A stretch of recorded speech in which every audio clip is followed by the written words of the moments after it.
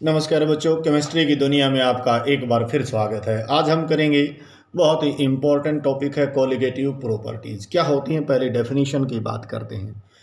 यानी कि ऐसी प्रॉपर्टी जिनकी value number of moles of solute particle के ऊपर डिपेंड करे, उन प्रॉपर्टीज़ को हम क्या बोलते हैं, कोलिगेटिव प्रॉपर्टीज़। यदि number of moles of solute बढ़ जाएंगे तो उनकी वैल्यू भी बढ़ जाएगी, घट जाएंगे तो वैल्यू भी क्या हो जाएगी, घट जाएगी।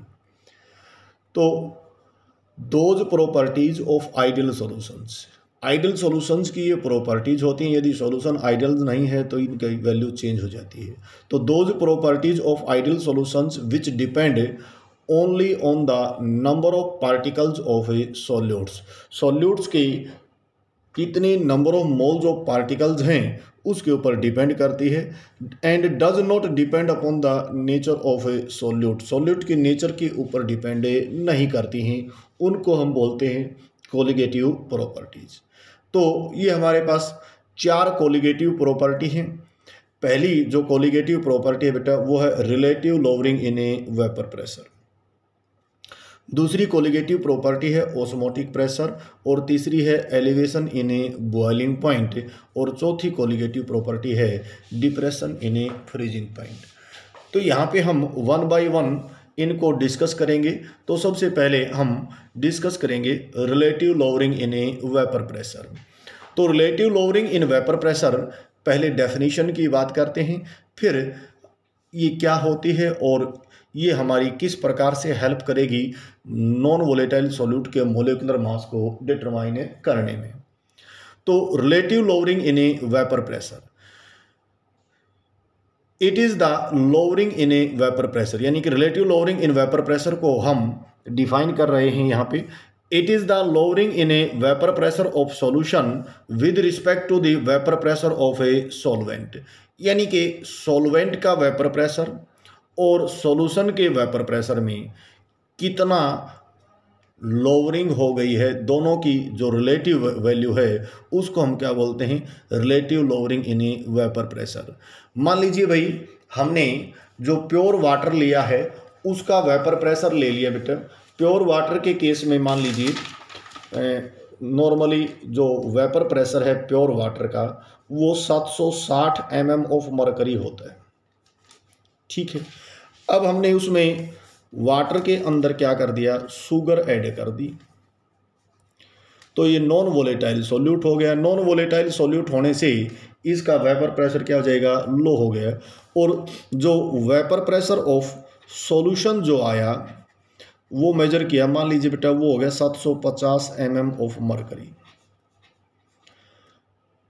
तो प्योर वाटर के वेपर प्रेशर में कितने की कमी आई, तो हम क्या करेंगे, 760 में से अब कितना हो गया भाई 750, यानी कि 10 mm ऑफ ए मरकरी जो है क्या हो गया, लोअर हो गया। अब इस 10 को यदि प्योर से क्या कर दें, कंपेयर कर दें, तो क्या हो जाएगा, relative lowering in a vapour pressure. Definition देखिए, it is the lowering in vapour pressure of solution with respect to the vapour pressure of pure a solvent.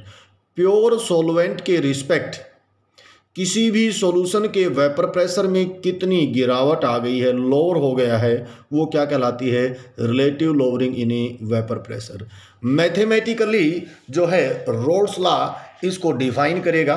Mathematically relative lowering in vapour pressure is equal to the mole fraction of a non volatile solute in the solution.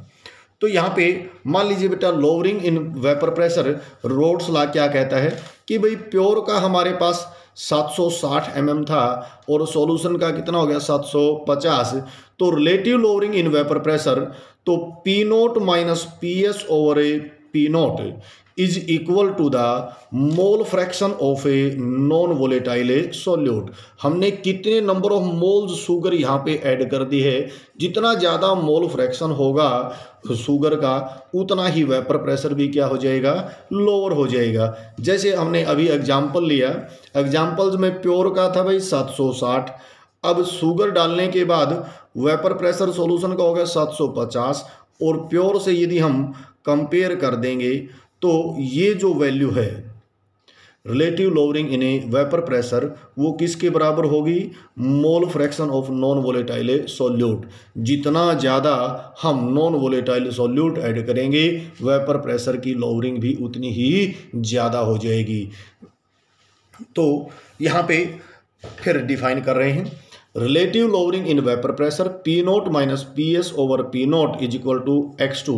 इनको हम define करेंगे कि भाई P note जो है that is the vapour pressure of pure solvent और P S जो है vapour pressure of A solution है यहाँ पे।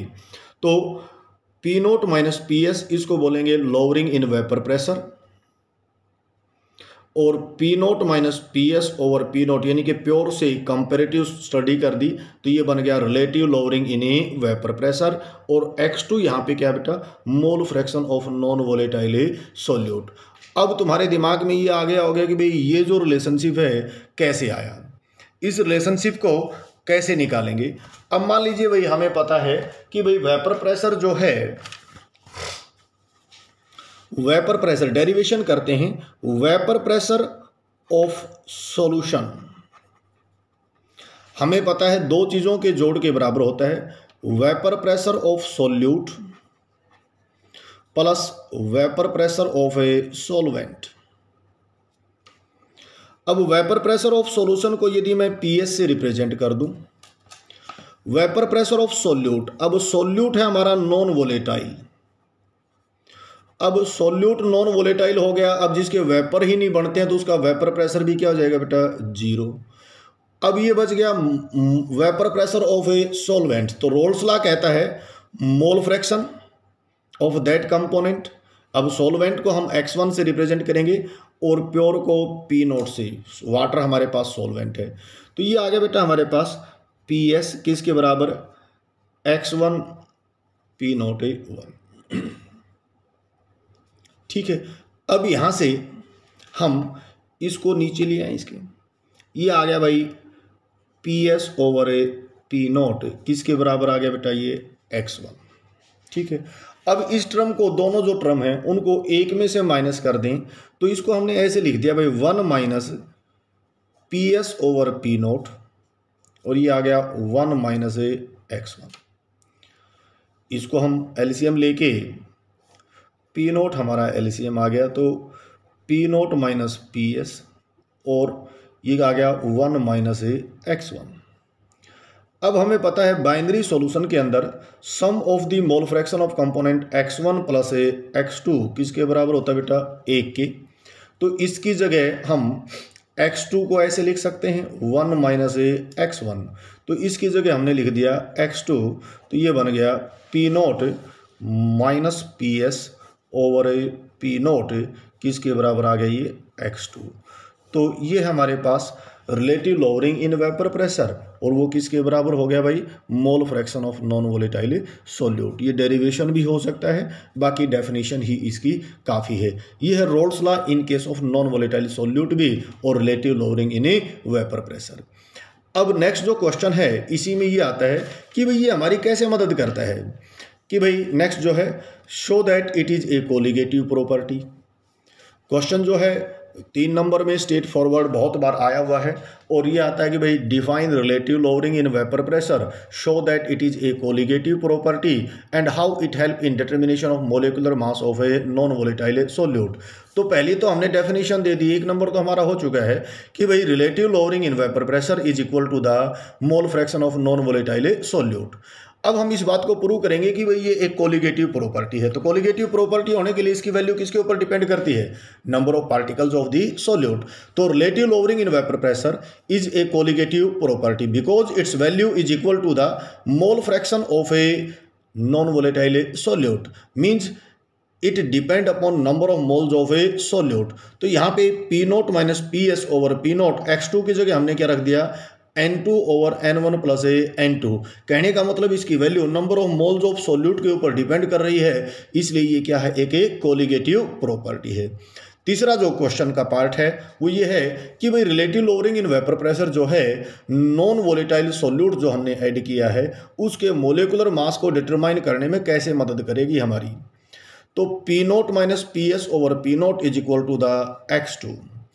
अब x2 जो है mole fraction of a non volatile solute है, तो ये टर्म यूं क्यों लिख दी, और x2 की जगह हमने क्या लिख दिया, n2 over n1 plus a n2। Mole fraction of component 2 किसके बराबर होता है, number of moles of component 2 divide by total number of moles of the solution. अब हमारे पास P note minus P S over a P note.